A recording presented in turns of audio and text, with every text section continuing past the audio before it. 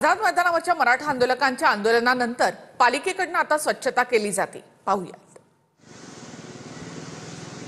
मराठा आरक्षणासंदर्भात मनोज जरांगे पाटील आणि त्यांच्या समवेत महाराष्ट्रातील असंख्य मराठा आंदोलनकर्ते जे आहेत ते मुंबईमध्ये आझाद मैदानावरती दाखल झाले। खरं तर 5 दिवस यांचं मराठा आरक्षण मिळावं या संदर्भात आंदोलन जे आहे ते सुरू होतं आणि खरं तर काल शासनाकडून GR काढल्याच्या नंतर हे सर्व आंदोलनकर्ते जे आहेत ते परत आपल्या गावी गेलेले आहेत। मात्र सध्या आपण आझाद मैदानावर होतो आणि या आझाद मैदानावरचं सध्या चित्र बघतोय की या आझाद मैदानावरती महानगरपालिकेकडून स्वच्छता मोहीम आता हाती घेण्यात आलेली आहे। खरं तर आंदोलनकर्ते या ठिकाणी दाखल झाल्याच्या नंतर 2 दिवस जे आहेत इथले हॉटेल्स असतील किंवा हे बंद ठेवण्यात आलेले होते। त्यामुळे आमची गैरसोय झाली जी आहे ते असं आंदोलनकर्त्यांचा आरोप होता। त्यावेळेस आंदोलनकर्त्यांनी आपल्या गावाकडे पाणी असेल किंवा खाद्यपदार्थ जे आहेत यासाठी साथ घातली। कॅमेरामॅनला विनंती करेल की आपण बघू शकतो कशा पद्धतीनं आझाद मैदानाच्या प्रत्येक कोपऱ्यावर जे आहे ते पाण्याच्या बॉटल जे आहेत ते या ठिकाणी साचलेल्या आहेत।